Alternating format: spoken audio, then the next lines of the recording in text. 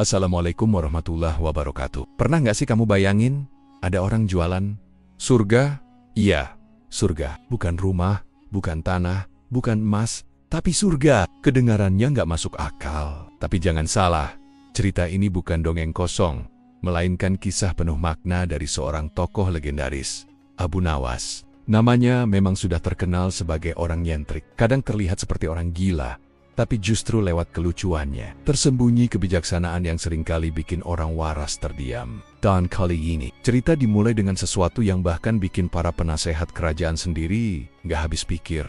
Raja ingin membeli surga. Hari itu, istana terasa sepi. Biasanya ada suara musik, tawa, atau suara dayang-dayang dan prajurit yang sibuk menjalankan tugas. Tapi sekarang, hening. Suasana mendung di luar seperti cocok dengan perasaan raja yang sedang gelisah. Dia duduk sendirian di singgasananya, memandangi langit dari jendela tinggi. Wajahnya kusut, alisnya saling bertemu, dan sesekali dia menarik napas panjang. Penasihat kerajaan yang menyadari ada yang tidak beres, akhirnya memberanikan diri mendekat. "Tuanku," kata si penasehat, "apakah ada sesuatu yang mengganggu pikiran Anda?" Raja tidak menjawab langsung. Dia hanya memandang jauh, lalu berkata pelan, "Aku merasa kosong. Ada sesuatu yang hilang. Aku punya segalanya. Kekuasaan, emas, pelayan, istana. Tapi kenapa aku merasa hampa?" Penasihat itu terdiam, bingung harus menjawab apa. Ia tahu, raja tidak sedang mencari jawaban biasa. Lalu, tiba-tiba raja berkata, "Panggil Abu Nawas." Seketika ruangan menjadi tegang. Abu Nawas, lagi-lagi dia. Para penasehat saling pandang. Mereka tahu, kalau Abu Nawas dipanggil, itu berarti raja sedang butuh sesuatu yang tak bisa diberikan oleh logika biasa. Dan benar saja, tak lama kemudian, Abu Nawas pun datang ke istana dengan wajah santai seperti biasa, memakai jubah sederhana, dan senyum tipis yang selalu membuat penasaran. "Ini orang cerdas atau betul-betul gila?" "Salam hormat tuanku," kata Abu Nawas sambil membungkuk. "Abu Nawas," jawab raja, "aku sedang gelisah. Aku ingin membeli surga." Abu Nawas terdiam, lalu mengangkat kepala dan menatap raja dengan senyum yang tidak terlalu lebar, tapi cukup untuk menyimpan 1000 makna. "Tuanku ingin membeli surga?" tanyanya memastikan. "Ya," jawab raja. "Apapun harganya aku siap bayar. Emas, tanah, bahkan kekuasaanku." Abu Nawas tertawa pelan. "Tuanku, saya bukan maklar akhirat. Tapi, jika tuanku benar-benar serius, saya bisa bantu." Raja langsung duduk tegak, matanya berbinar. "Katakan, berapa harganya?" Abu Nawas memandang raja dengan serius, tidak seperti biasanya, tidak dengan gaya bercanda. "Tuanku, harga surga tidak bisa dibayar dengan emas, harta atau kekuasaan, tapi saya akan beritahu apa yang harus dilakukan." Raja terlihat antusias, tapi juga bingung. Abu Nawas melanjutkan, "Pertama, tuanku harus bersihkan istana dari kemewahan yang tidak perlu. Kedua, buka pintu gudang dan bagi makanan serta emas kepada rakyat yang kelaparan. Ketiga, setiap malam, sebelum tidur tuanku harus sujud kepada Allah, meminta ampun, dan memohon petunjuk. Keempat, jadilah pemimpin yang adil, dan berhenti memikirkan pujian." Raja langsung mengerutkan kening. "Loh, itu bukan harga Abu Nawas, itu ibadah."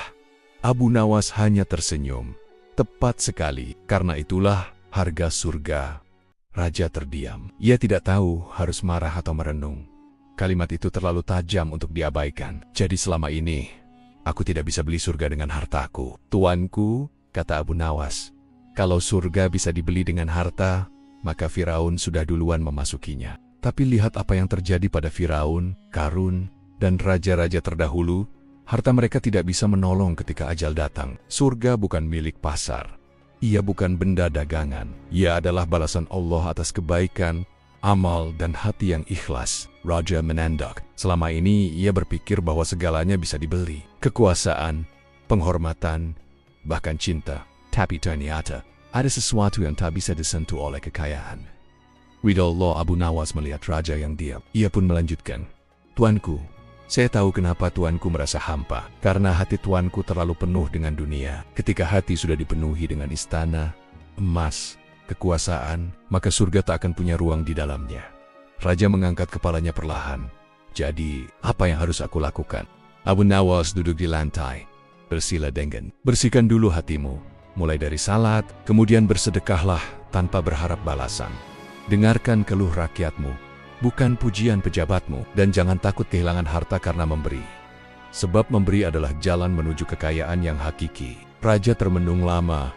Ucapannya berat, tapi terasa benar. Dalam diamnya, Raja tiba-tiba mengingat masa kecilnya. Waktu itu, ia hanya anak biasa.